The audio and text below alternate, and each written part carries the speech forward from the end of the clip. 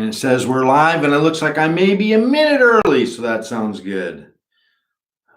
We'll give this a few minutes. For those who tune in later, just letting you know that there's always a delay between the YouTube live stream and what's being presented to you. Good morning. It is January 31st. Wow, it's the last day of the month. Good morning. We're going to have a little bit of fun, I think. I'm going to try to make a little sarcastic light of the heaviness of death. So this is In My Time of Dying, part 2. We'll have several episodes of this. We're going to explore this issue and experience the journey to document this supernatural set of events. I'm certainly not the only one to have a near-death experience. It's a very worldwide phenomenon, been around a long time. Well, since time immemorial, I'm sure. Excuse me. But in my usual extreme kind of supernatural way, which is not intentional in any way, the circumstances surrounding my death experience are pretty mind-blowing and defy. I've yet to hear one that's even similar of the dozens and dozens of stories of near-death experiences that I've heard. There's a lot of common threads in all of them, and I have some of those too. But as usual with my accent and so many other things, I mean, the NDEers, near-death experiencers,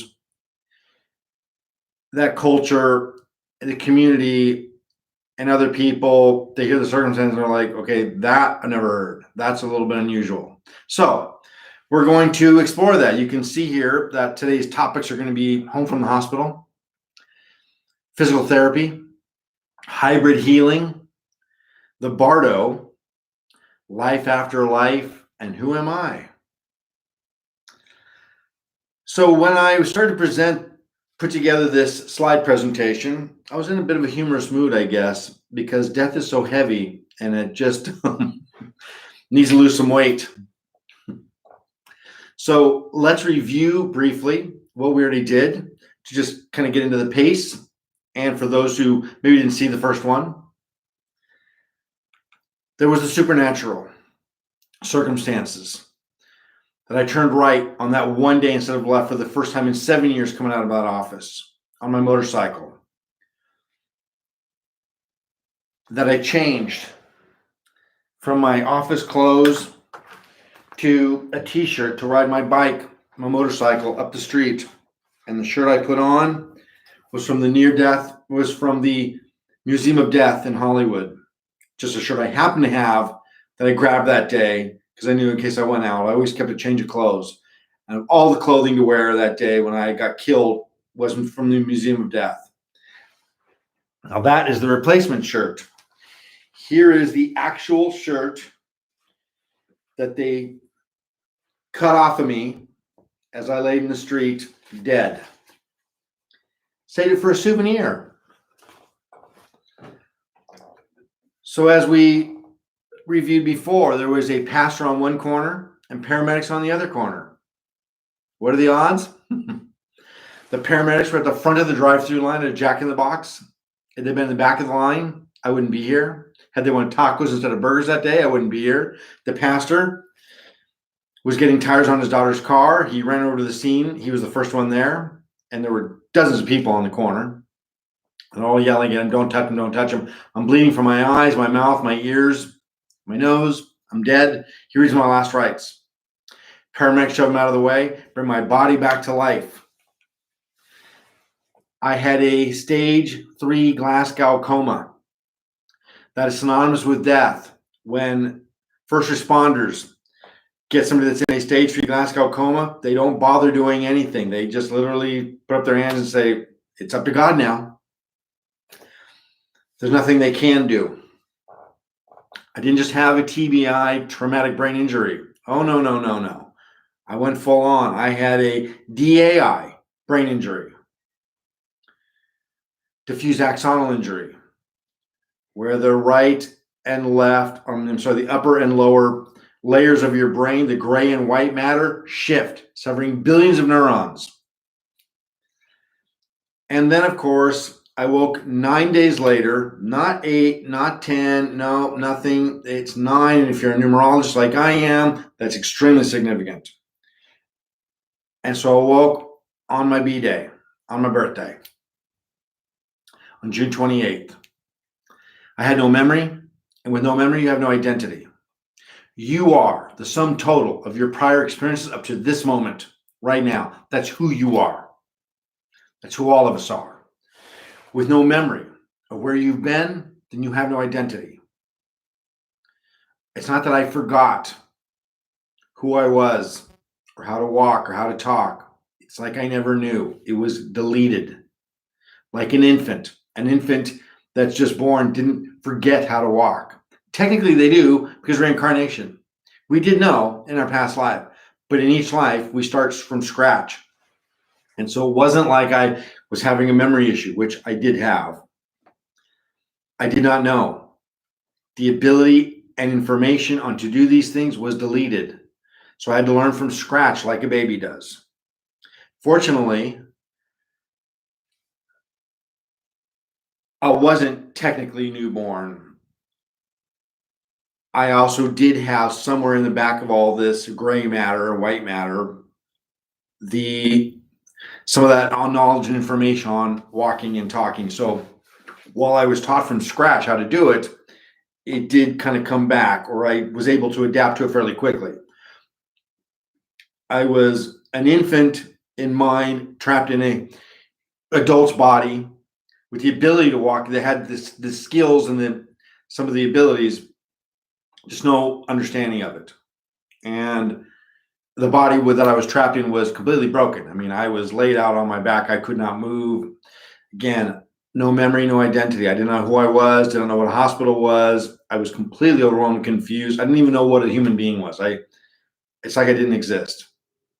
So I also, the entire time I was gone to the other side, the Bardo, there was a music of the spheres.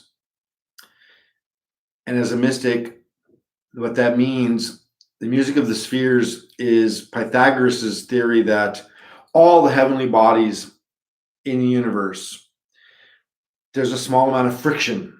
They all exist and they're all in motion.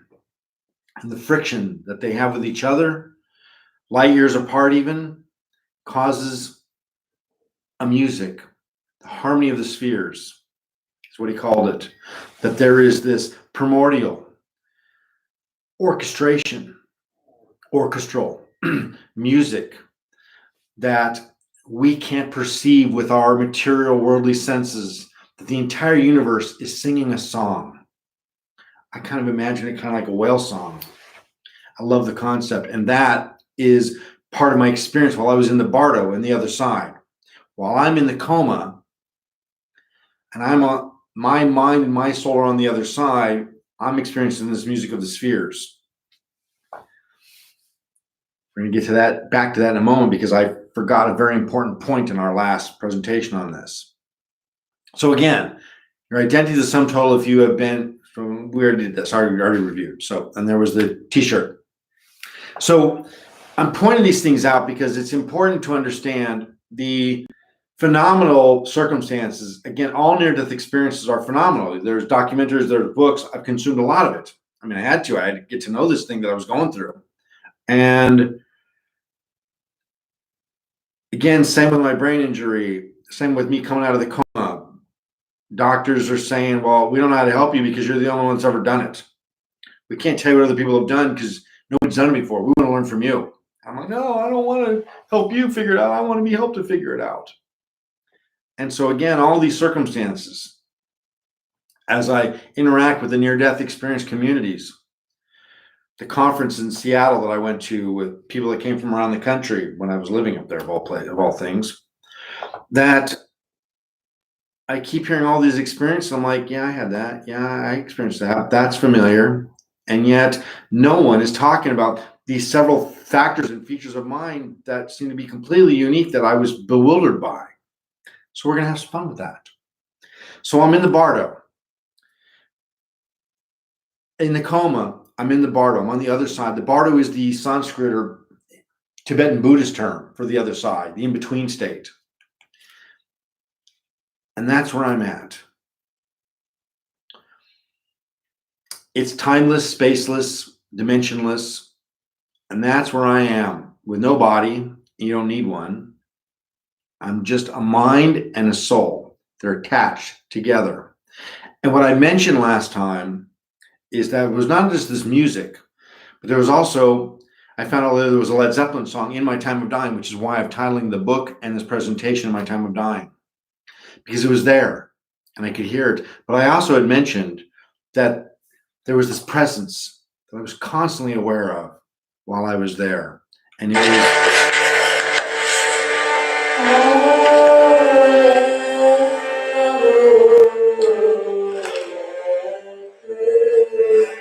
I get tears as soon as I even hear this.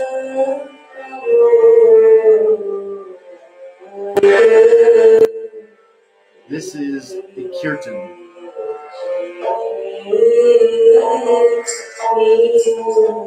This is the type of music that I was hearing.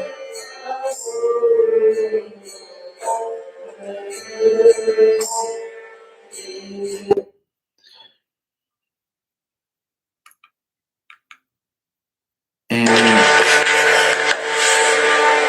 this orange presence. I can't seem to keep the orange out. Anyway. So, hold on. I'm sorry about that. So, I can't have it on the screen for some reason without the music going. There was this orange presence. And I mentioned prior in our last presentation that she was warm, she was loving, she was comforting, she was solace. It was just this orange presence. I don't have an image that goes with it, and I should have, because I am aligned with a spiritual master, a guru, that's an enlightened personality, that is divine love personified. I'm not talking about a person that's very smart. I'm talking about a saint, someone that is from, of, and is one with the heavenly divine dimensions. Enlightened, omnipresent, omniscient, personified in a human form. And my guru, which is traditional, wore orange, wears orange. I had no idea what any of this meant. But this comforting presence while I was there, I now know my guru had never left me.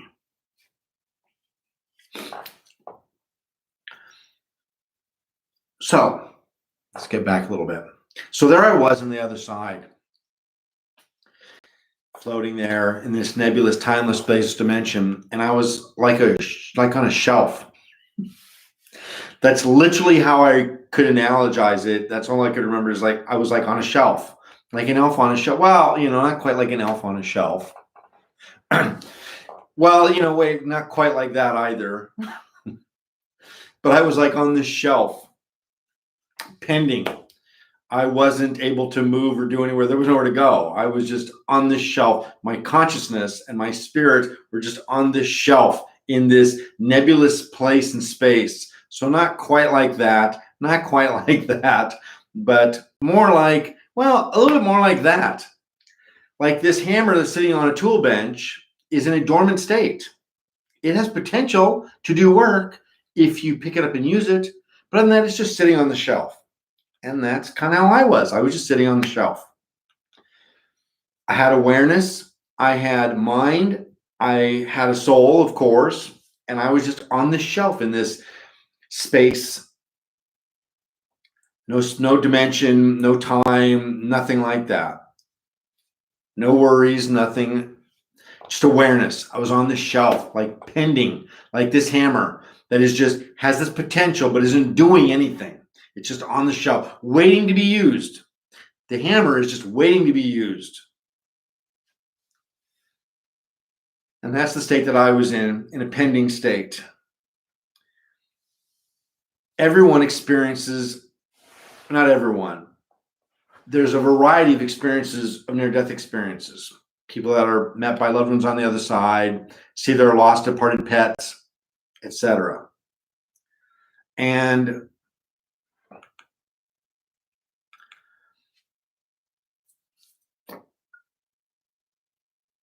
I wasn't having those experiences. I was just on this shelf, dormant, and I was cool with it. I was totally content and peaceful. Wasn't afraid. I wasn't anxious. I wasn't sad. I wasn't happy. I was just completely content. But I was curious, as I always am. And while I didn't have literal conversation dialogue with these Bardo personalities, these beings that are there that you don't really see, again, it's all kind of telepathic. And the best I could say it is that they uploaded information to me. Uploaded stuff that just appeared that I was able to know. And that's kind of what takes place when you're on the other side in the Bardo, is that you just become one with and assimilate with the knowledge that's there. So what was it that was uploading this information? Again, it wasn't quite a dialogue, but it was definitely a presence that was outside of me. It wasn't me. It wasn't just there. It was like it was inactivated and given to me by God. Well, that's a little bit almighty powerful. It wasn't quite that intimidating. It was much more gentle, much more soft. It wasn't quite so, thou shalt not. The king and the throne with the crown. Okay, so it was a little more gentle. Well, wait, I don't know if it was quite that gentle. I don't know if it was quite that soft and gentle. That's a little bit too much. But it was a little bit, I didn't say it was scary. I wouldn't say it was scary. It was a lot less scary. It was scary in its own way, but it wasn't quite that scary. Yeah, it was that's a lot less scary. So, but it wasn't quite that scary. I wouldn't say that it was scary. Now, okay, no, I didn't say it was benign and powerless either. It was a strong presence. And it had potency and power. I was very aware of it. And so, okay, there we go. It was more like this: nurturing, motherly, loving, cradling, embracing, holding, very much like this. Just a feeling that everything is okay. No real worries or fears. And I'm uploaded this information. And I'll present it to you like it was a dialogue, because it's the only way really to do it. Because again, it wasn't really like I was curious and asked and I was given these answers. There was no process. I didn't need to be curious and ask because I just had the information. And it wasn't like I was thinking and things materialized. It was all instantaneous.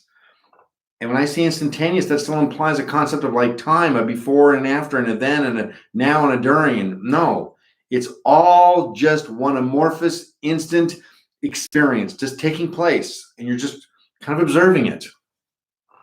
So I'll present it to you like it was a dialogue, because it's just easier to convey to another human being while not being on the Bardo on the other side. So you could say it's telepathic. And again, I think that, there's too many down, too many back. It was kind of uploaded.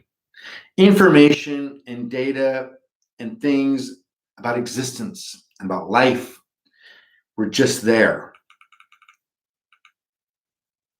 My funny little jokes there.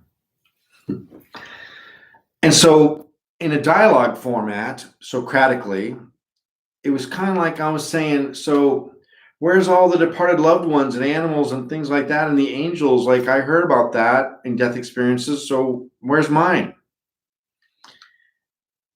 And the Divine Mother was basically answering me saying, well, we provide those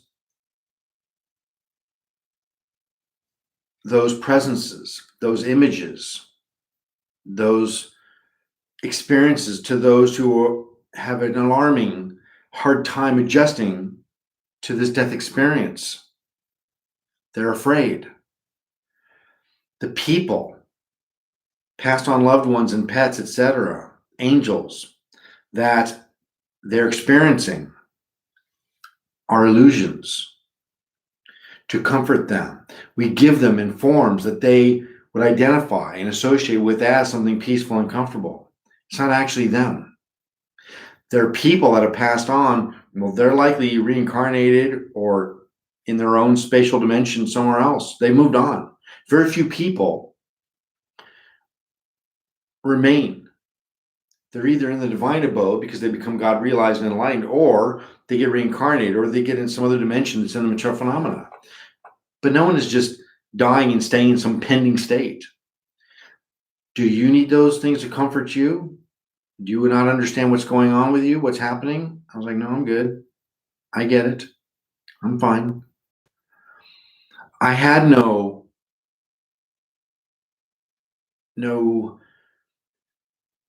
puzzling,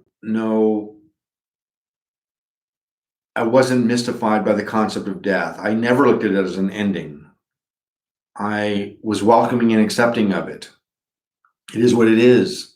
So I didn't need comforted. I was quite content being on the shelf, the little dormant hammer, just waiting to be put into action. And I figured eventually I'm going to be dispatched back into the world, reincarnated.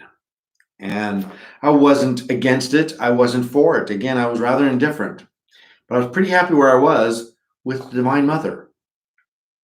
So again, the dialogue of where's all the angels and the departed loved ones, the answer was those are given to people who struggle with this event, to comfort them so that they don't lose their minds, to give them some sense of what takes place after.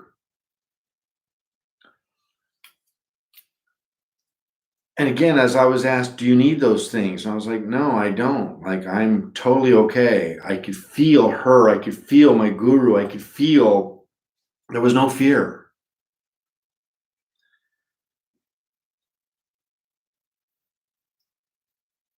The other uploaded information from Divine Mother, from Divine Father, from the divinity was reincarnation is a thing.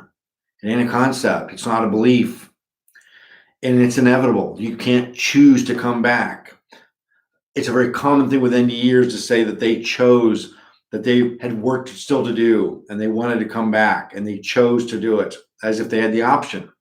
And again, the Divine Mother is saying to me, transmitting to me telepathically, we give them that sense that they have an option because, again, it's comforting to them. It gives them a sense of empowerment. You don't have a choice. Your karmas are the forces that regulate and dictate your reincarnation. If you got karmas to experience, you're going to reincarnate. Karma is like the game of golf. The lower score wins. When you get 0, then you don't have to reincarnate, but you're constantly creating karmas, which we went on karma workshops that we did some time back. I encourage you to review them. It's very deep stuff. So reincarnation is inevitable. It typically takes place within Earth time, 49 days is typically what it is. But again, the bardo, some people are kind of there for a little while, depending on their karmas. Some people go to other dimensions. Hauntings are a real thing. Some people are kind of bound to the material plane, but not in a material form. So ghosts and those kind of things exist as well. But technically, they've moved on. Your dear departed grandma and auntie and Fido the dog, etc., they're not waiting on the other side in heaven to meet you and greet you. There are celestial beings waiting to meet you and greet you. They take on the form of these things that you're familiar with to not freak you out. And again, I just was indifferent to that. So there's a lot of uploaded information that I'm getting while I'm there that I come back with that usually we don't remember. I'm able to retain it for several reasons. One, I knew a lot of this prior. The lifelong work in mysticism and spirituality that I had done prior to this event primed me to be able to retain. All of us get this information when we go to the other side. And when we reincarnate, the birth experience strips us of that memory. We were born with a clean slate. Like I said, it's deleted because the trauma of the birth experience, go to the birth canal and coming out of the world, that's pretty freaky stuff. So we don't retain it. And most people with NDE, near-death experience, they come back and they do retain some of it. They can't always make sense of it because they didn't have the prior understanding to begin with. So it gets all kind of jumbled up. I was able to retain quite a bit because a lot of it was knowledge that I already had. So in a sense, it was just confirmed. So here I am coming out of my coma on my birthday, and I can't walk, I can't talk, I don't know who I am, don't know who my son is, don't know who my girlfriend is, who I've known for 12 years. And yet, I have all this other information that has nothing to do with the here and now. It has to do with the then and the after. I'm looking at my son and my girlfriend in the hospital, and I'm thinking and wanting to say, why do you think you're these people with these names? You're not. Because I'm seeing them literally as these ongoing spirits and souls with these multitude of identities and names with histories that I can see because I'm mentally still partially not omniscient, but a version of that, a minimized version of that. I'm seeing things on a grand scale. I'm seeing time and identities in these people. I'm seeing them as their spirit, not as their personalities with their name and their faces. And I'm wondering, why can't they see that?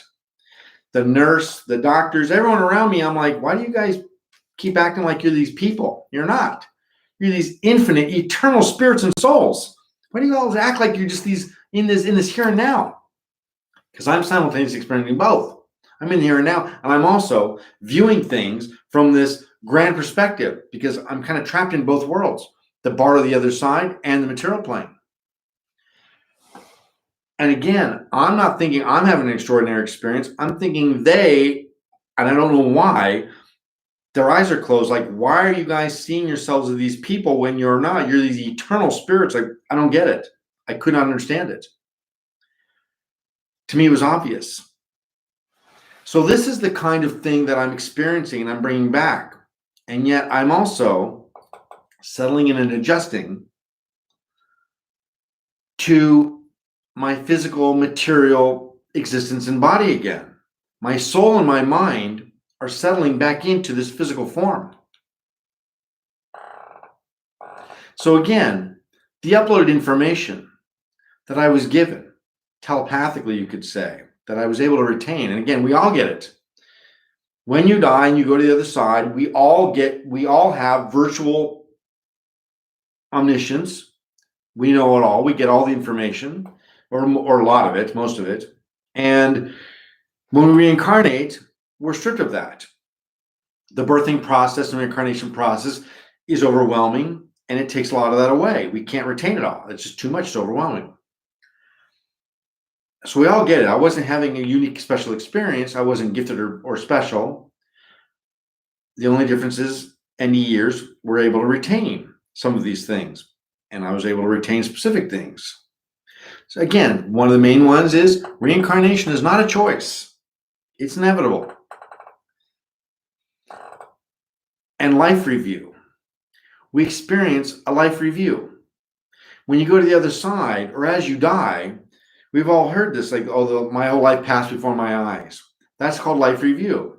The reason for this is because as we transition from living through death to the other side, we get the life review because we actually get to see. Now, brace yourself because this can be really terrifying. Can be really angelic too, depending. The life review is to literally show you in your last moments, as your soul and mind are exiting your physical form, what you did right and what you did wrong, and what you could have done. The life review is not a punishment, as terrifying as it may be. It's an opportunity to see what we did wrong and what we could have done better. I'm not talking about being charitable and kind. That's part of it. That happens too. It's mostly what we see is the spiritual opportunities we had to become more spiritually in tune and pay more attention to develop our spirit and our spirituality and come closer to God, not be good people. We see that too. But primarily, we're seeing the opportunities that we walked right by to associate with true spirituality instead of fake ones, to practice it, to evolve and grow with it. And the reason we're giving these life review experiences is because it wakes us up. Because as we die, we say, wait, let me go back and redo it. Too late. We can't. We miss those opportunities. And that regret, as we transition from life to death, that regret is essential to motivate us to do better next time. Because as we exit from one form into the death experience, and we get the life review, we know we're going back. One way or another, someplace or another, we're going back, and soon. So we're making a resolve, hopefully, to say, like Ebenezer Scrooge, I can do better. I won't miss it this time. That regret and that motivation carries over like a sanskar, and it is a sanskar into our next life, because it's what we're born into. We're born into our first thoughts as we transition into the death realm and into the reincarnation realm is, oh my God, all the things that I could and should have done to develop spiritually instead of being just materialistic. Life review is an opportunity, but it's also painful. We see the things we did right too. To contrast, we see what's coming. The major point of life review in a death experience is to show you what's coming. You don't just get a life review, you get a life preview. And I should have put that on there. You get a life preview. Here's what's coming. The life review is to show you why. Your karmic and sanskar circumstances that are creating the life that's coming. Born into this type of family, born into this type of situation, wealth or poverty, health or illness. The type of family you're going to be born into, etc. You're getting a life preview as well as a life review. And if your life preview is a great one, you're like, yeah, I did good. You'll be able to see the benefits of being able to live well and live right, so you recommit to do it again as you enter into this next life. If it's bad circumstances, then you also get the opportunity to be able to say, I don't want that, but I deserve it. I created this. I'm going to do better next time. Now, the reality is no one's getting all bad or all good. Very few. It's a blend. Almost all of us are getting a blend of good and bad karmas and sanskars, good and bad life preview and life review, because none of us are all bad, none of us are all good. The point is, with life preview and review, is to try to do better. The point that I'm making to you right now is to try and do better. Don't wait till you go to the Bardo and get the life preview review to make this commitment. Do it right now, today. Every day, every moment is an opportunity to do better. Yes, be kind. Yes, be charitable. Yes, be loving. Yes, be forgiving. Yes, all those material things in the material world, virtues. But also, and far more significantly, be spiritual. Align your mind and your desires to want to know and be associated with and be close to the divinity, which is absolute love. Don't wait. Do it now. You create your karma and sanskars. What you're going to create. I mentioned in the karma workshop, think of karma like a bank account. What you're depositing in this lifetime, in your karmic bank account, which you'll be withdrawing in your next lifetimes. What you're putting in is what you get out. Now, you're putting in one way or the other. So you're going to have to withdraw. Whether it's going to be good stuff or bad stuff. Karma is objective, doesn't know the difference between good or bad. We do. There's things we want, things we don't. Karma just knows to give you proportionate to what it is that you put in. Whatever you put in, what you get out. Be conscious of this.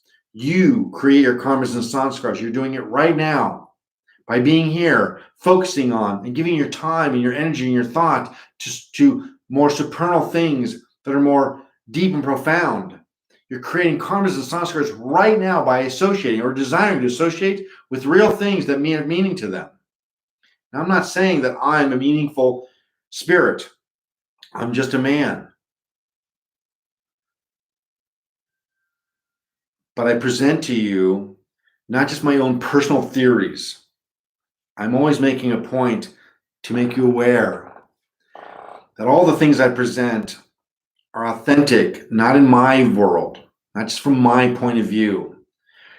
That I go to the sources and study the scriptures and the ancient texts that are eternal, Sanatan Dharma, to present you the real authentic things, not my versions at all. I'm just a person. We want to align ourselves with the eternal truths, not the subjective material ones. So when we associate with spiritual truths, practices, knowledge, with our heart, this is when we grow and evolve spiritually. What does that say? It doesn't matter. Oh, the other thing uploaded from the other side. God is omnipresent, God is omniscient, etc. Sure. But also, what are all the different religions? What about all these different versions of God? They're all right, and they're all good, and they're all correct. Every one of them. Allah, Jesus, the Buddha.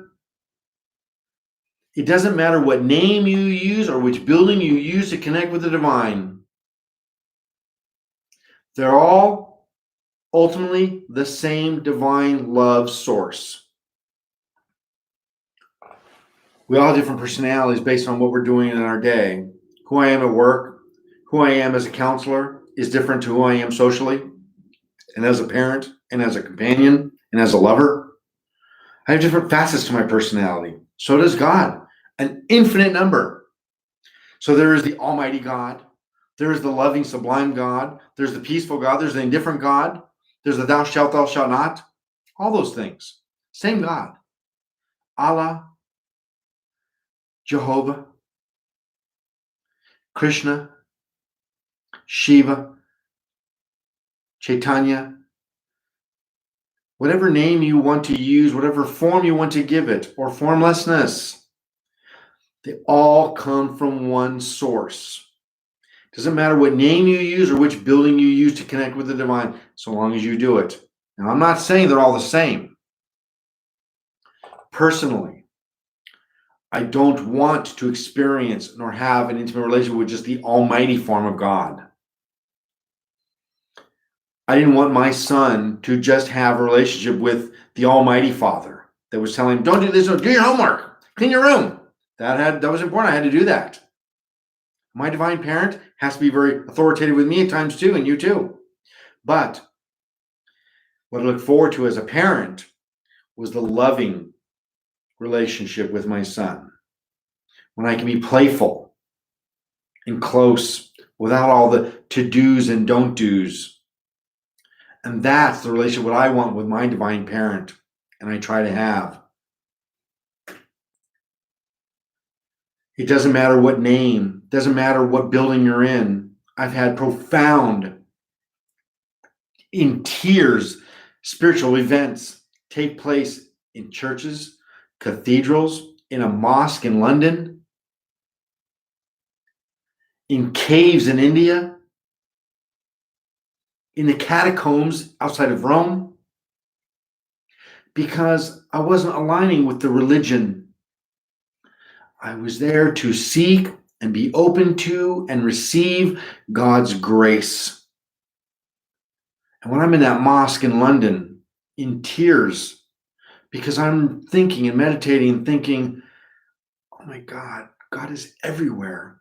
And everyone in this building has one thing in common. We all love and revere God. And we want to experience God's love, every one of us. And I had this deep 45-minute long discussion with the imam at this mosque. Him, a Muslim, and me, a Hindu. Because all we talked about was our devotion and our commitment to be spiritual men and love God and experience God's love. That we had in common. The religious part, we differed. But the essence of it, all the same, no matter what name or what building you're in. It all comes down, as corny as it may be, to love. Loving God and experiencing God's love for you. God is God, omnipresent, omniscient. I get ahead of myself. And all love. God doesn't have love. God is love. I might have some love or affection, but I'm not it. There's no difference where God is concerned, where the divine is concerned. The divinity is love. That can express itself in a multitude of forms and in a multitude of buildings. Almightiness, because we need that. We need that too. So let's move on. So I was given, while in the Bardo, this information, or I was able to retain this information as I received it, and that spirituality is scientific. It's not nebulous and questionable and hard to figure out, really. God is kind. So spiritual science, okay, well, maybe not quite like that. Maybe not weird science. But spirituality is scientific. We can get to know it. And it has a method and a format and a meaning to it. Spiritual science, the relationship, creation, physics, astronomy, manifestation, nature, mathematics, language and humanity, truth, knowledge, reason, inspiration, action, emotion. These are the forces. Karma, sanskars, creation, physics. Creation is divine and exists entirely on its own, and yet it uses physics. It has a formula, an understandable scientific method in which it manifests. Astronomy, manifestation, nature, mathematics. You don't have to separate the two. Science and religion or spirituality. Spirituality is scientific. And what is science? Science is a method of understanding, being able to put to hypothesis and test to get results, to get a consistent set of dynamics to see how things function and work. And spirituality is the same way. It's not nebulous. You don't need faith. You don't need to have hope. It is scientific. It's one of the ways you know that you're coming onto a very accurate and useful spiritual path, is because it is scientific. It doesn't make you guess. It doesn't make you just say, well, just believe, take my word for it. No, you got questions, God will answer them. Specifically. Try to look at my next slide. I'm going to get ahead of myself. So, spirituality is scientific. It's reasonable. It's logical. It's sensible. It is magical too, but it doesn't exist in a purely magical concept or construct. It is formulaic, understandable, because God knows how dumb we are as dumb, stupid human beings, that we need reason. We need knowledge, because otherwise we're like, well, I don't know. Is that legit? We're doubters.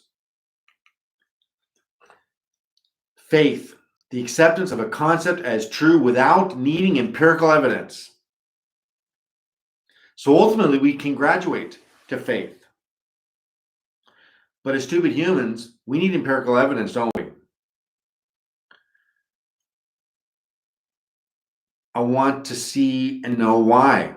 Because what happens when that occurs is our faith, our confidence. See, faith, faith. Faith is like for Santa Claus and the Easter Bunny. Belief. Belief to me is a 4-letter word. Faith and belief is what you have in Santa Claus and the Easter Bunny. acceptance of the concept as true without needing any empirical evidence. We know how that usually goes. Knowledge is power. Ask and ye shall receive. Knock and it shall be opened to you. Seek and ye shall find.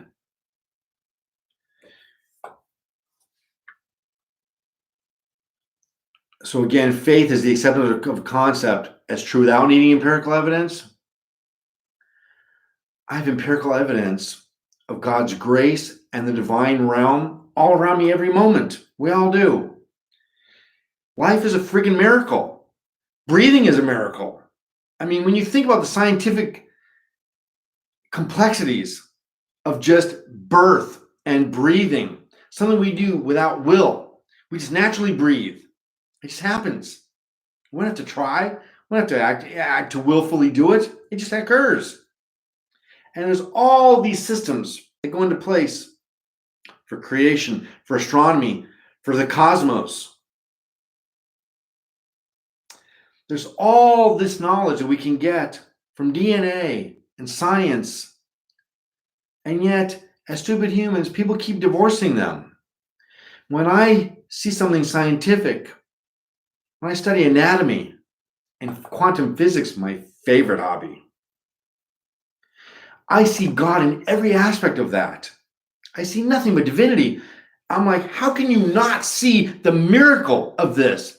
Because people think the word miracle means that something that is just spontaneously occurs without any explanation whatsoever. No. The divinity is way more clever than that, and they like to have fun. So there is an empirical evidence of divinity everywhere you look. I can't miss it.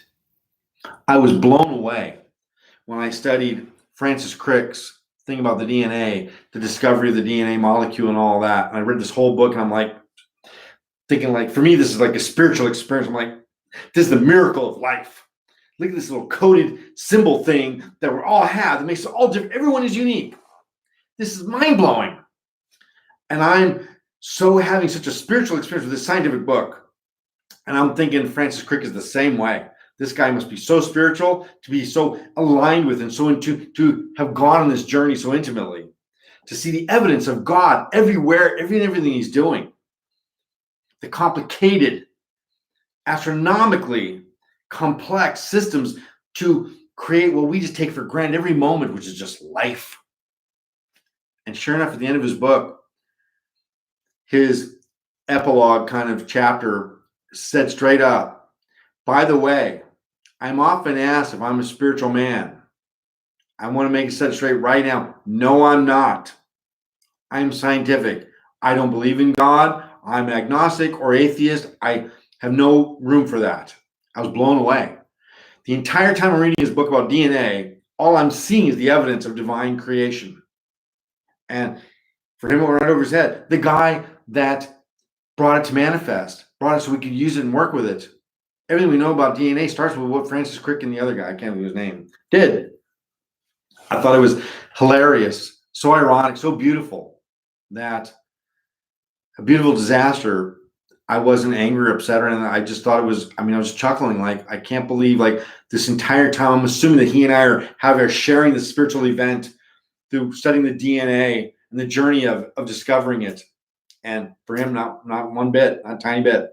And me, I'm just getting blown away. So again, knowledge is power. Ask and ye shall receive. Knock and it shall be open to you. Seek and ye shall find. Our divine parent doesn't require us to simply take the word. We can, but he knows we're stupid humans.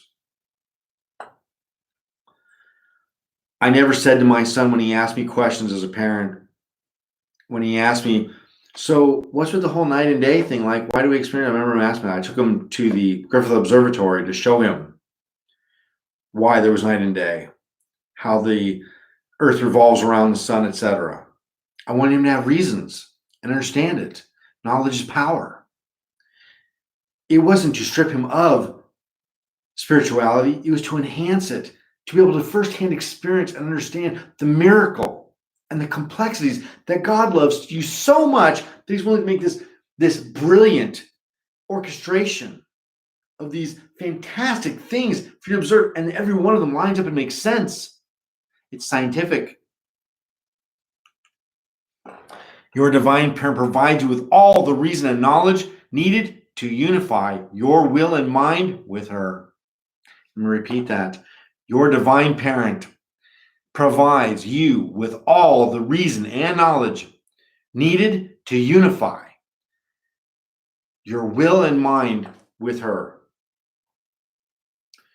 Have confidence, not faith.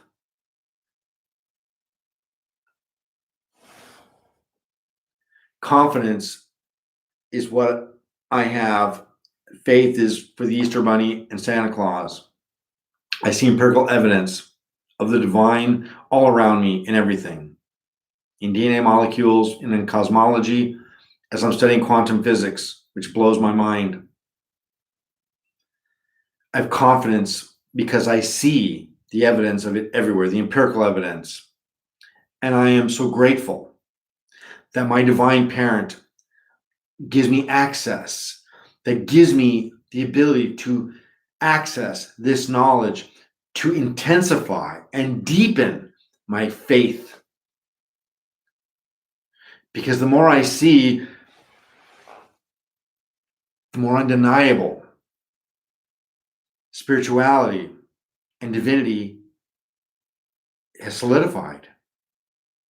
I want to say become, because for me, it's solid.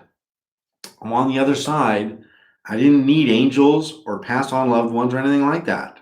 I'm on the other side and I'm good because I didn't need none of those things to comfort me. The knowledge and the evidence was already there. So, spiritualtriangle.com. I want to remind you about my website.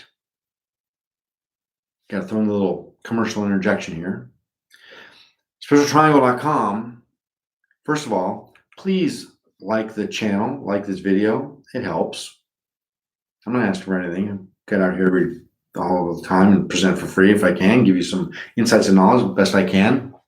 Helps if you thumbs up. It makes you feel good when I see a thumbs up, that people are kind of watching and taking advantage of it.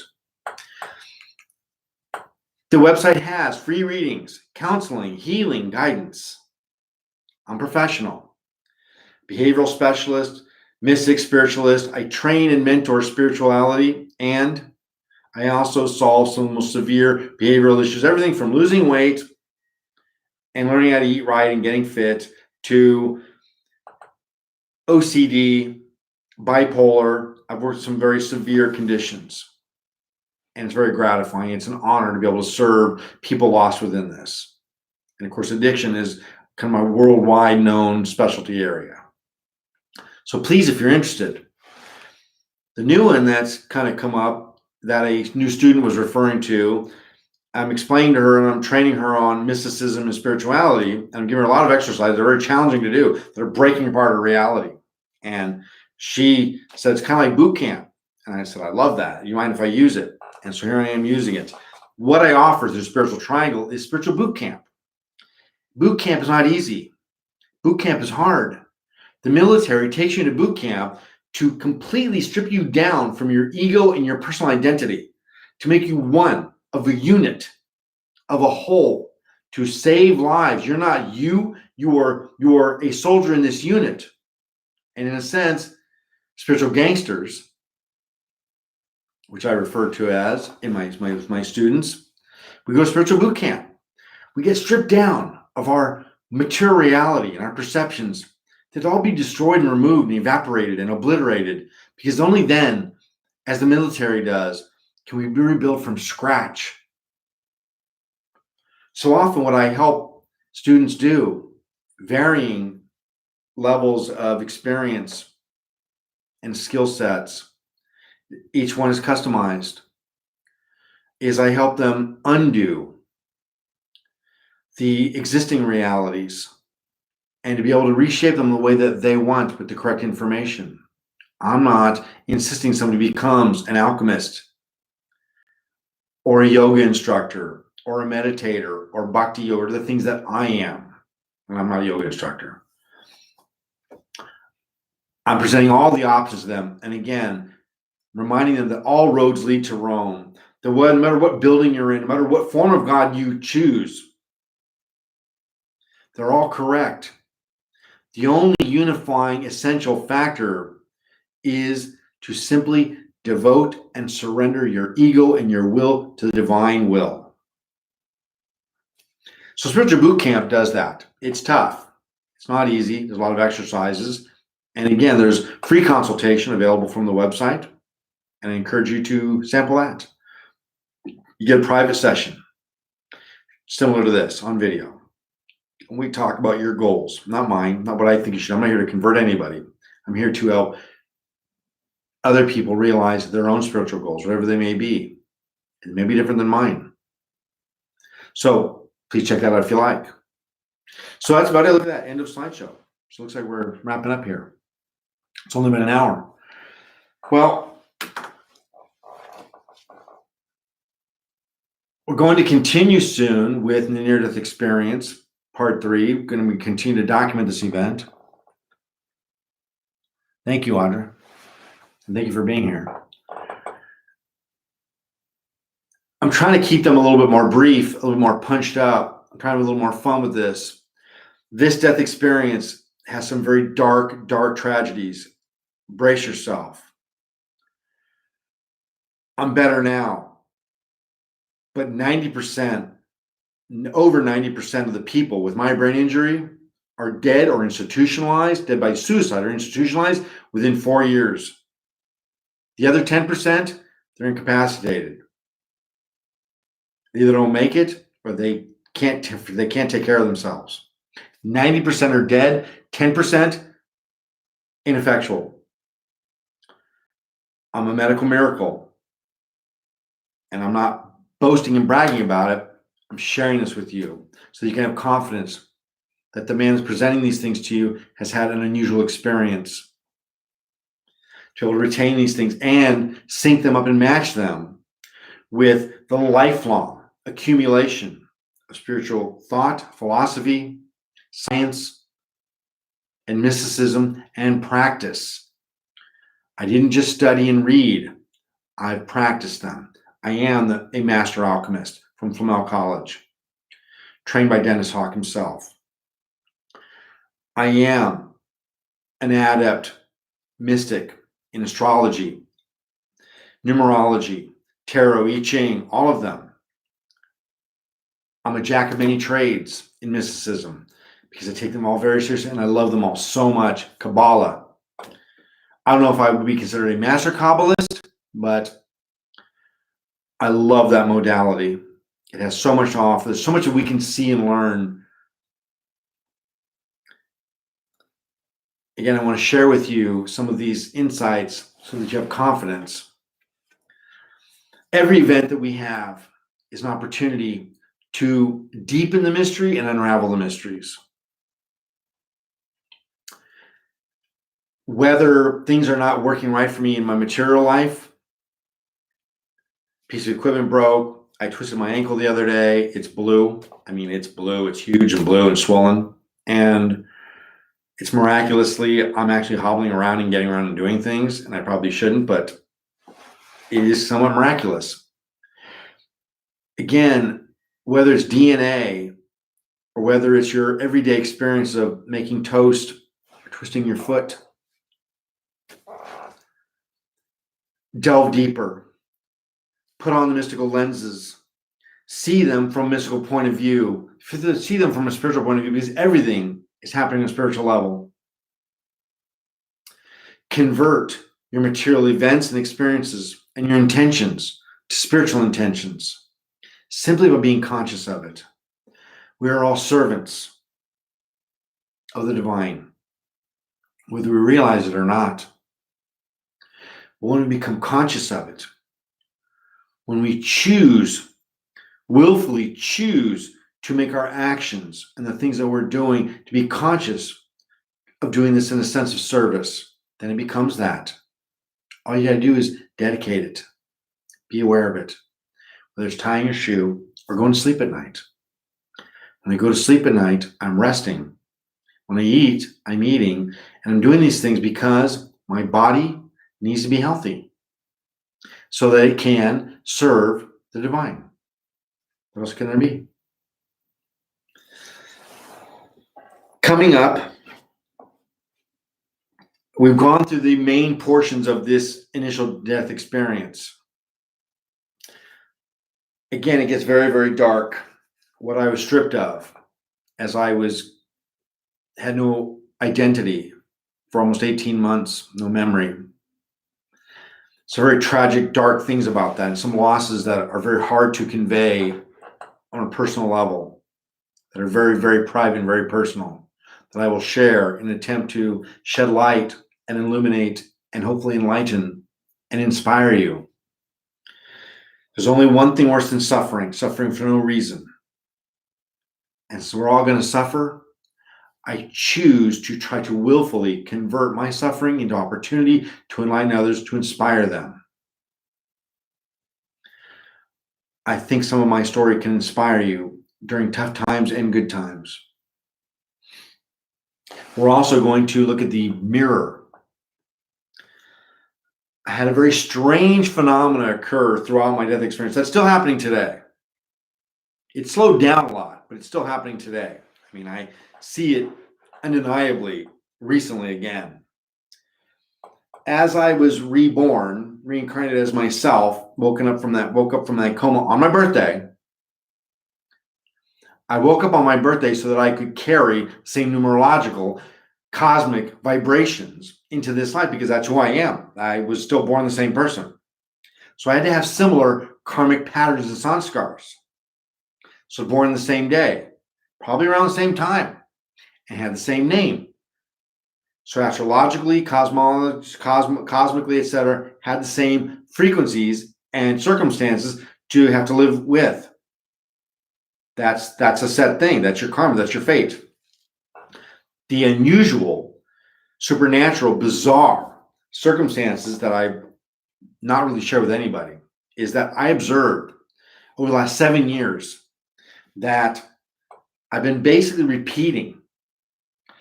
See, the first time around as Scott, born in 1966, I learned how to walk, learned how to talk, grew up, moved around, had certain events and experiences that shaped who I am.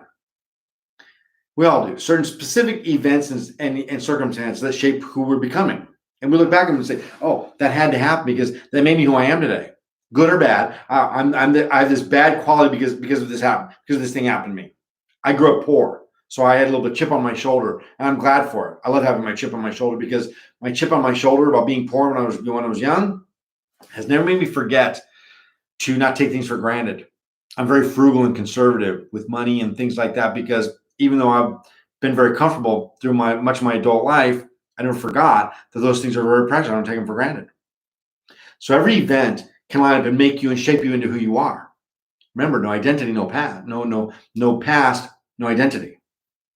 And so what I've been observing 7 years over the course of this accident, when I was dead and reincarnated as myself, is I've had a mini version of the same karmic circumstances. And I mean many, mirrored, almost exact. Many people of the same name or similar names and appearances have appeared in my life to give me similar experiences.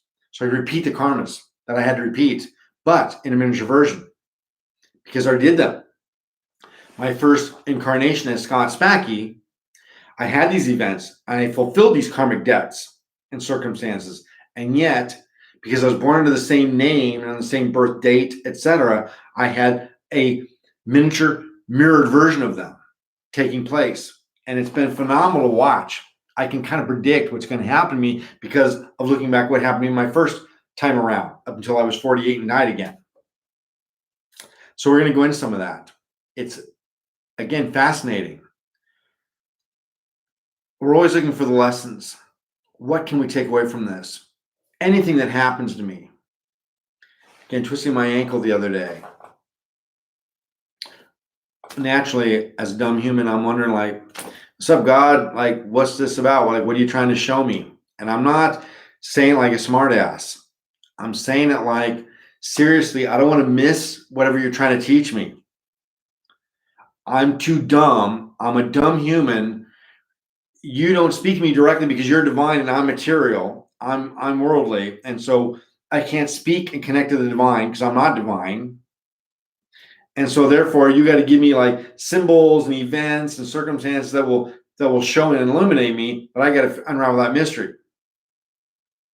And I'm not saying to my divine parent, why are you doing this in any kind of a bad, negative way? I'm literally saying, like, I don't want to miss your point.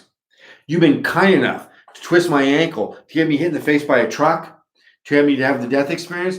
I don't want to miss your point. Partly because I don't want to go through it again. That's for sure. I can't lie. But mostly because I've gone to all this trouble. And I am so grateful that apparently I and all of us are such special children to you. You've gone to all this trouble to illuminate and show me these things. I don't want to miss your point. And sometimes the point simply is there's always one overlying and underlying point to our divine parents' interaction with us, to draw us closer, to make us have opportunity to be more grateful and more surrendered and more humble.